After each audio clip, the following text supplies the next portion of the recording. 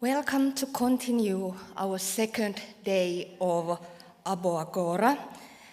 And now we have the Agora session starting. And I have the pleasure of introducing our next speaker, Professor Koen de Feyter, who will participate in this event remotely. Besides being Professor of Public International Law, Koen de Feyter is the spokesperson of the research group on law and development in the University of Antwerp. Starting 1st of September, he will be also the Dean of the Law faculty. Congratulations for the new position. As you can see, Professor de Feyter has had and continues to have several positions of trust in and outside of the academy, many of which are related to human rights and development. In his talk, Professor de Feyter will discuss the lasting appeal of war as a means to settle disputes, contemplating on what has been going on for decades in the Palestinian territories occupied by Israel, and what is currently happening in Gaza.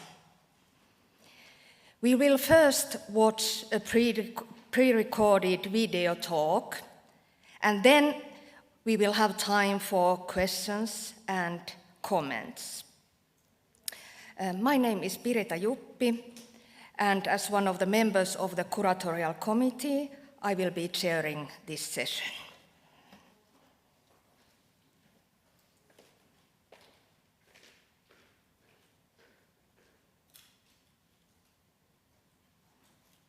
Dear everyone, it's a pleasure to be here with you today, albeit not in person.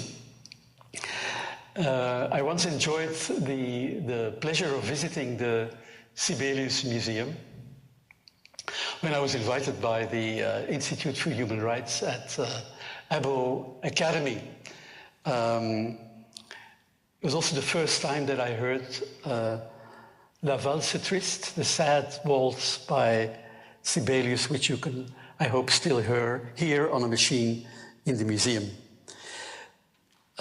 There's also a lot of sadness in my talk today, as it deals with war.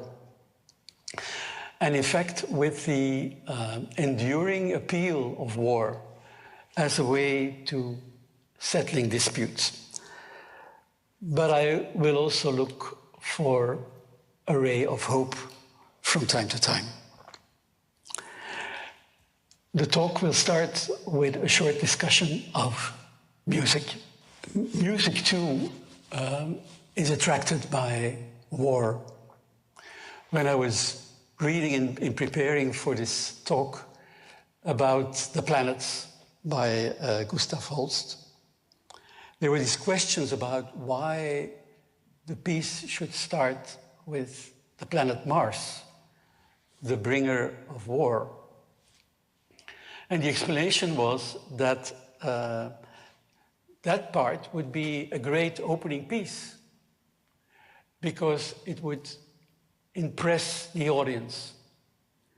And why would it impress the audience? Because there is a military feel to the piece, a sense of drama that would be,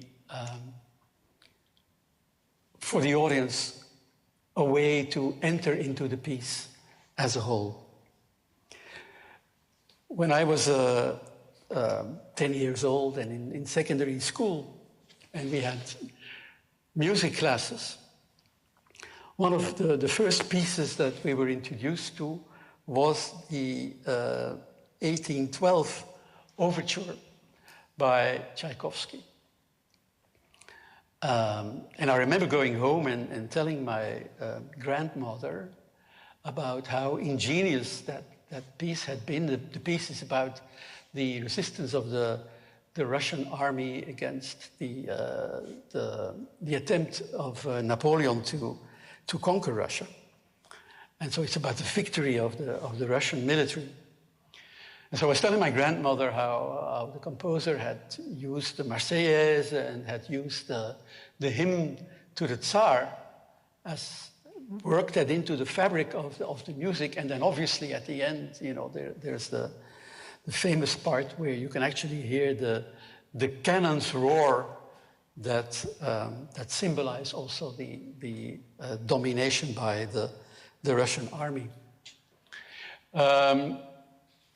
The Tchaikovsky estate earned a lot of money with the rights to the piece. Tchaikovsky himself later on sort of felt uneasy about having written it because he said that the piece was too loud and that it had only been done for commercial purposes, but certainly from a commercial perspective, it was perhaps the greatest success that he had.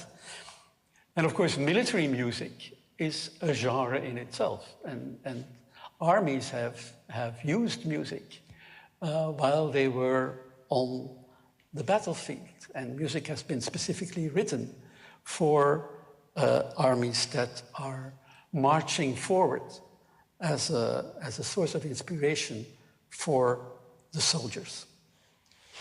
So artists have been employed in the context of armed conflict and at the service of armed conflict. And at the same time, artists that have been critical of armed conflicts and the use of war have often been the target of censorship and have been at great risk for using art to criticize war. And that continues until today, now also on the way social media deal with artistic expressions that question the use of armed violence by governments. On the first slide that I showed, one of the three pictures is a picture of a DJ who was a victim of the attack by Hamas during the Supernova Festival on the 7th of October. He was not, as far as I know, a political activist, but nevertheless, like many others, and like many other artists, a victim of the violence that erupted on the 7th of October, but also in the year, almost a year, that has passed since then. In the conflict in Israel, the war that is now still ongoing in Gaza, both parties have invoked the god of war to justify their actions. And this applies both to the Hamas leadership as well as to the Israeli government.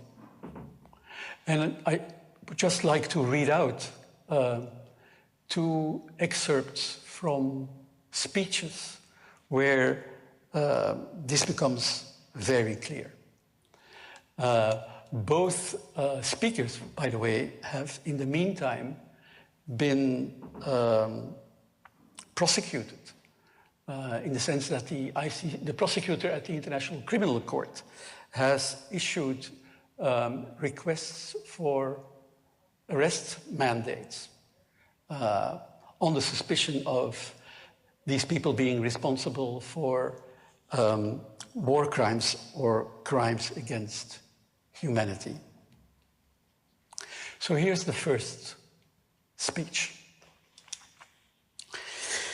Calls for a ceasefire are calls for Israel to surrender to Hamas, to surrender to terrorism, to surrender to barbarism.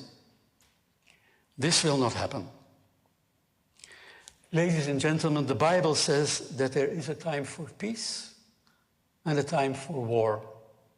This is a time for war, a war for our common future. Today we draw a line between the forces of civilization and the forces of barbarism. It's a time for everyone to decide where they stand. Israel will stand against the forces of barbarism until victory.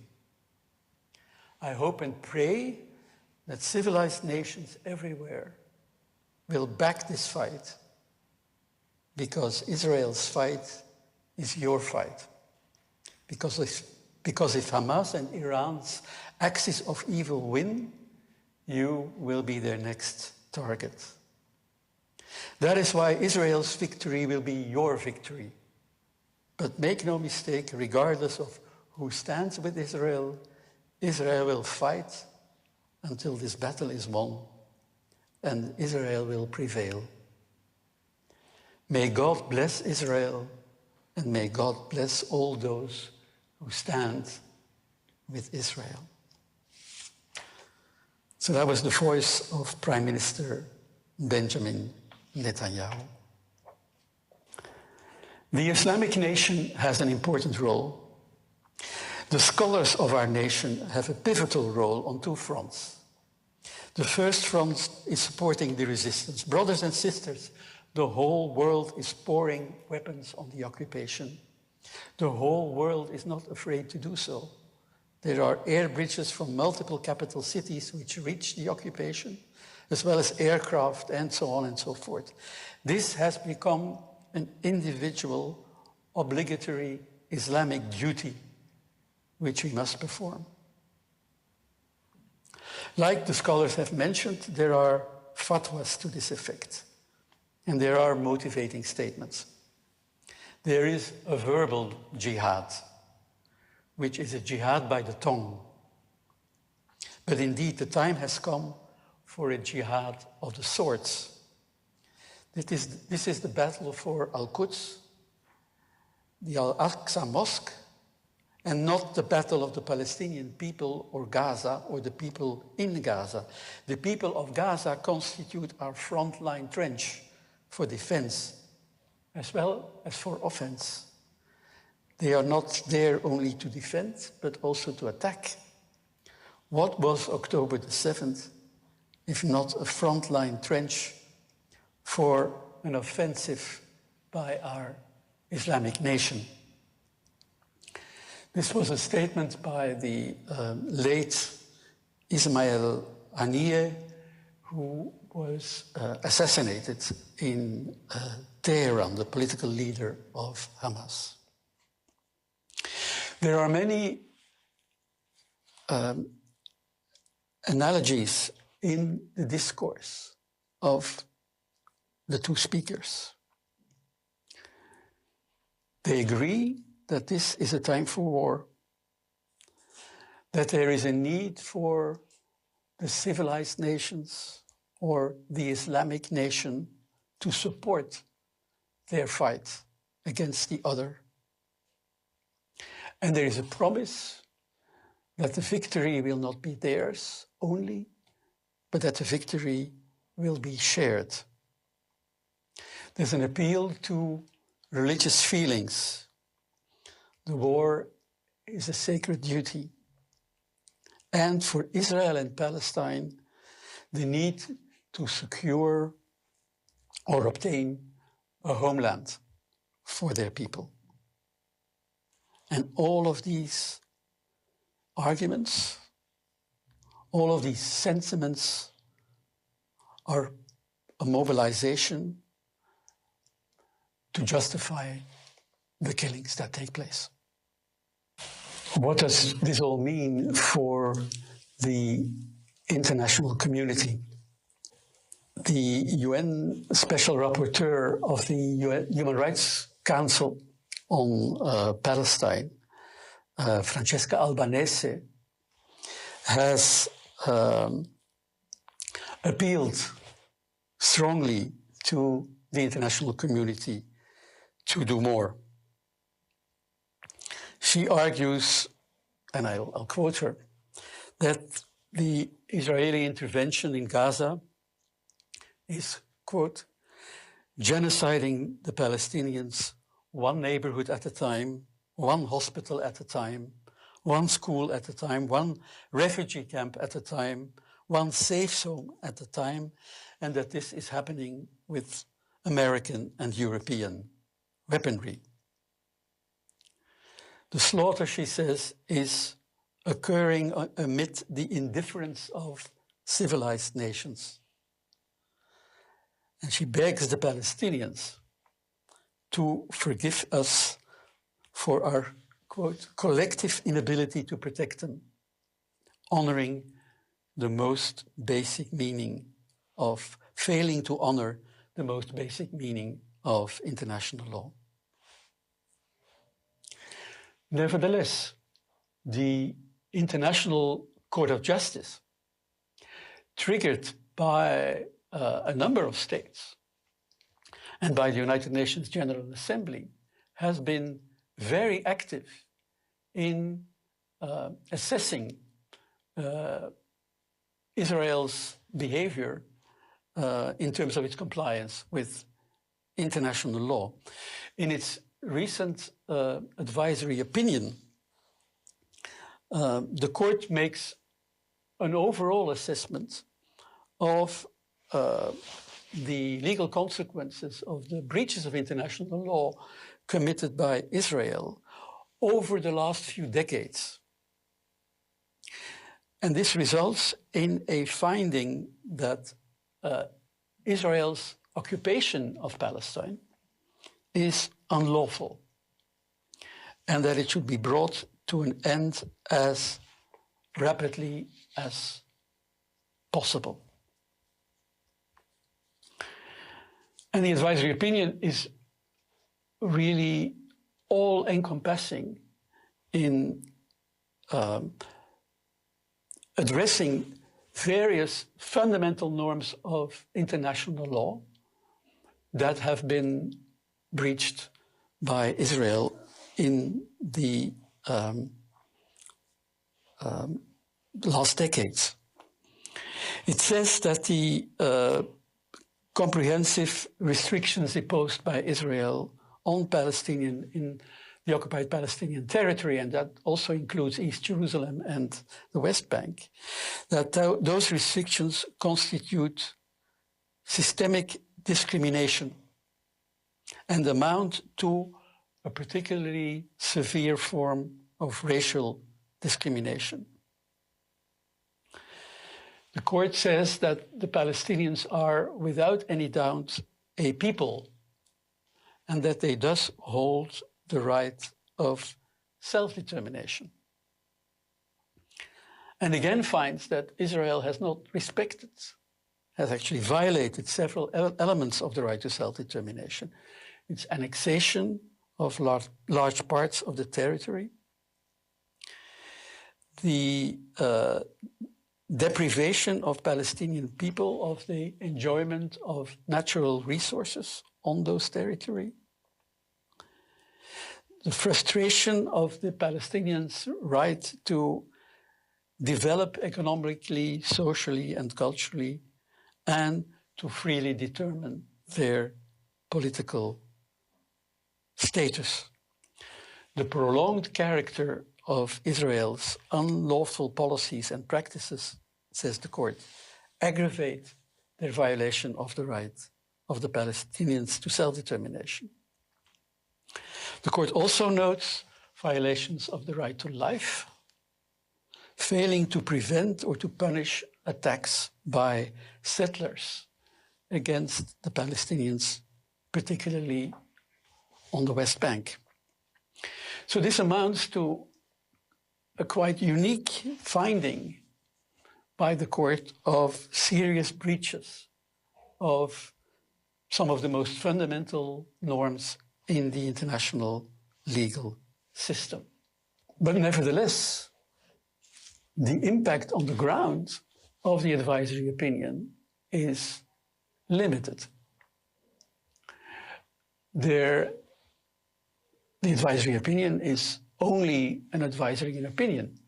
But even when the court will in the future render a legally binding judgment in the case that South Africa has brought against Israel on genocide, and we don't know what the outcome of that case will be, even then the court will decide on the willingness of states, even if they're legally bound to do so, to enforce the judgment.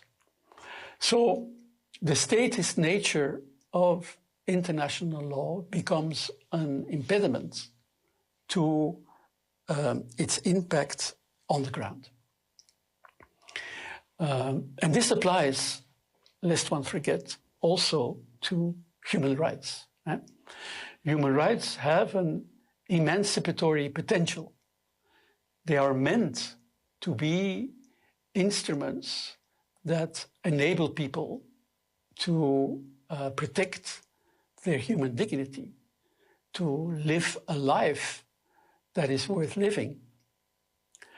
But these rights too are only coming to being in international law when they become part of international treaties. And even then, you still depend very often on states to comply with these treaties in practice. So, yes, international law has an influence. It mitigates sometimes the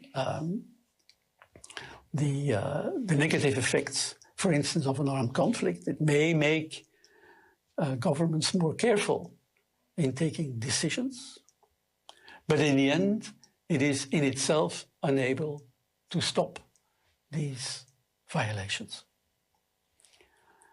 And so my final part of this talk will be about how human rights can be made into a truly emancipatory, a truly liberating instrument for people that are oppressed.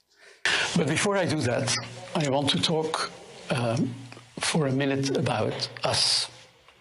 And by us, I mean the bystanders, the academic community, the artistic institutions or artists.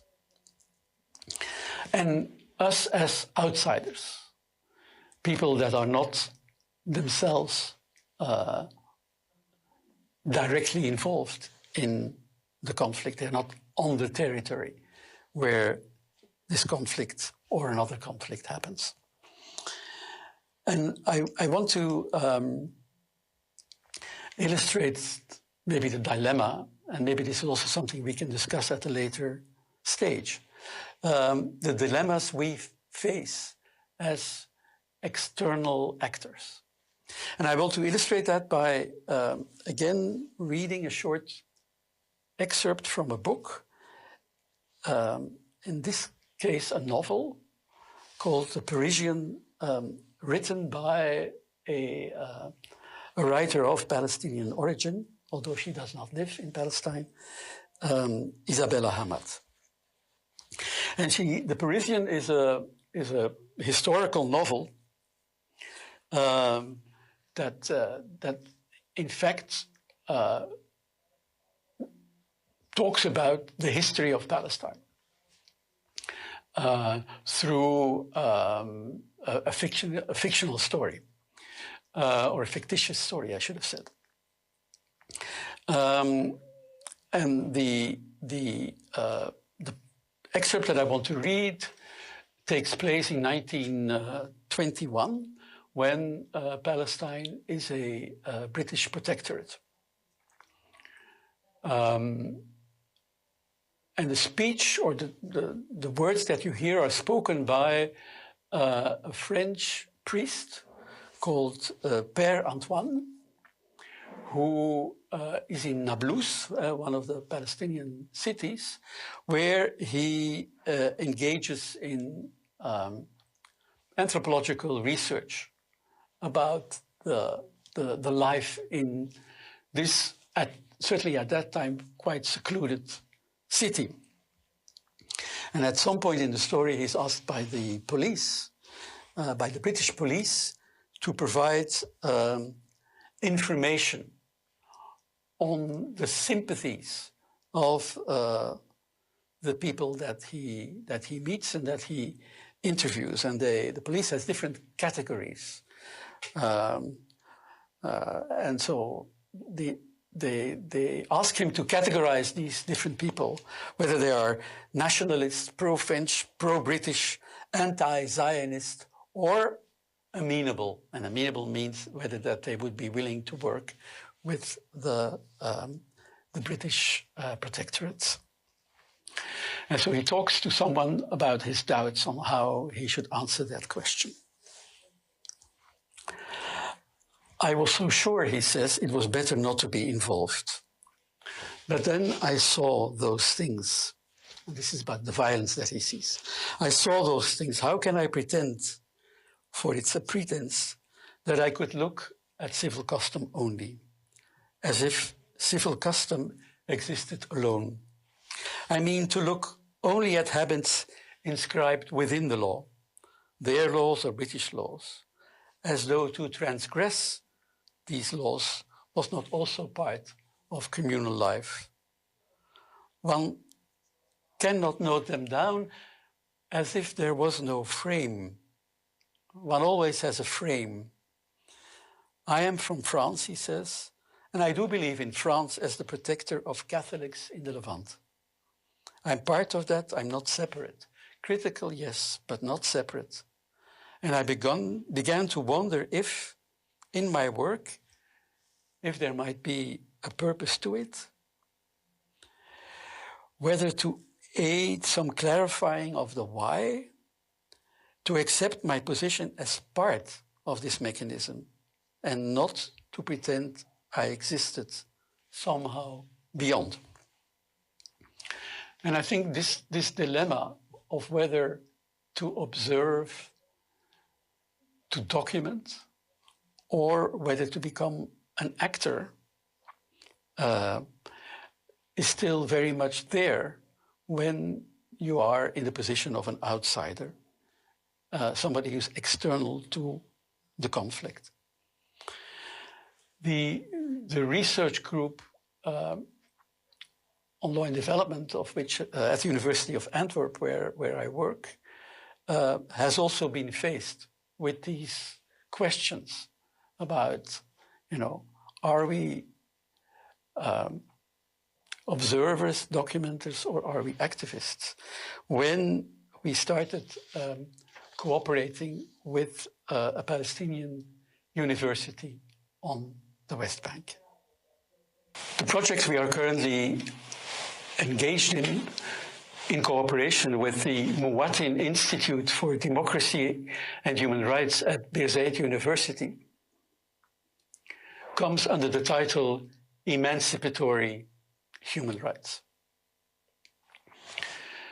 When we wrote the project, we were in agreement that for human rights to be emancipatory, we needed to start from the understanding of the Palestinian people, of Palestinian communities, of human rights.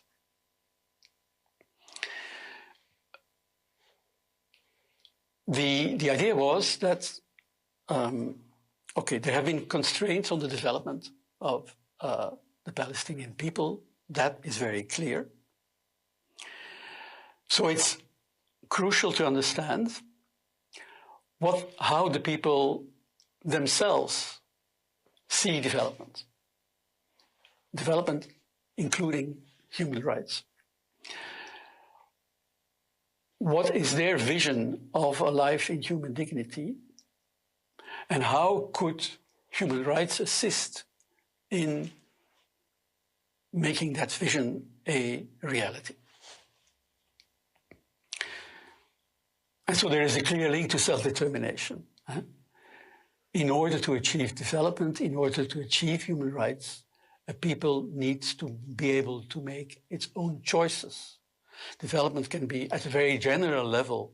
There can be an understanding, like in sustainable development, that there's an environmental, a social dimension, an economic dimension. But what it means in reality needs to be decided at the local level.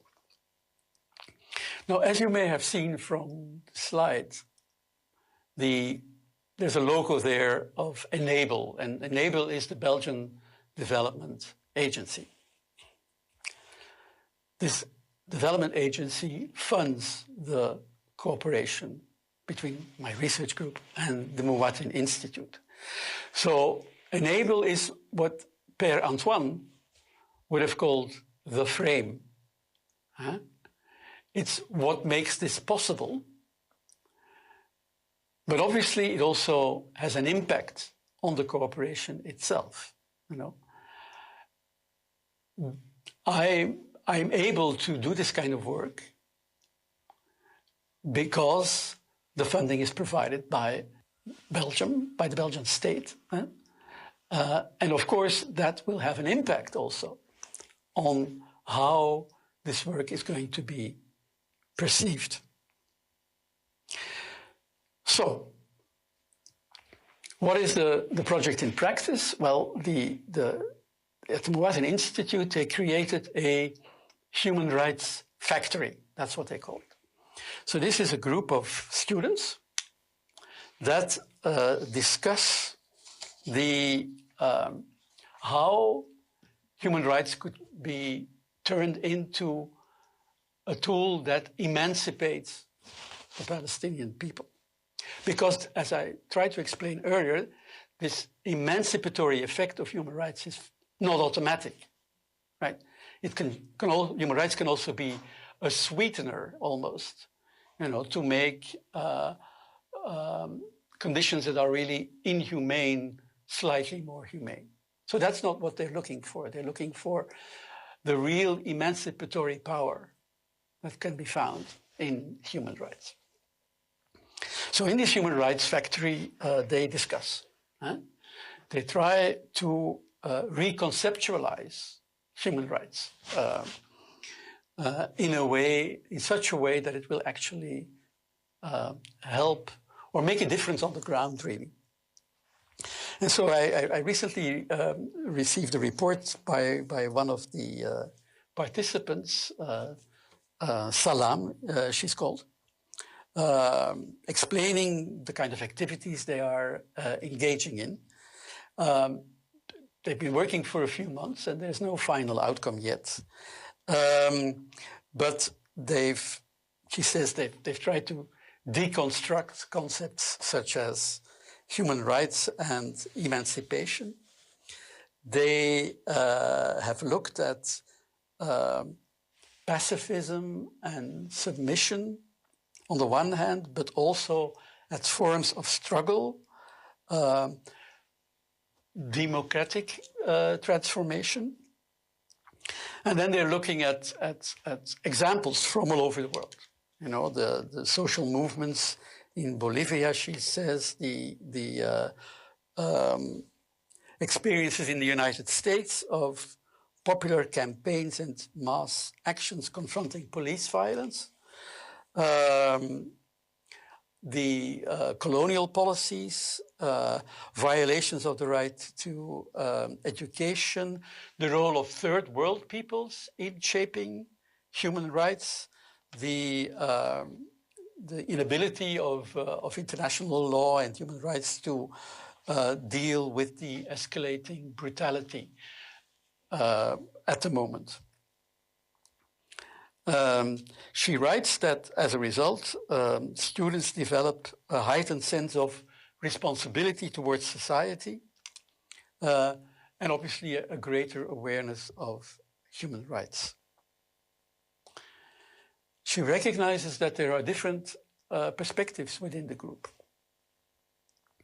Some support the idea of human rights as a universal value, but others describe it as a product of the Western and imperialist system, arguing that it reflects, quote unquote, a Western intellectual approach. So it's unclear at the moment what the outcome of the project will be, or what the result of this human rights factory will be. They are meant also to, by the way, to not just discuss among themselves, but also to engage in outreach activities, to go into the communities, to organize public meetings, to the extent, and it's that this is all possible, and it's not possible yet in the conditions on the West Bank for the moment.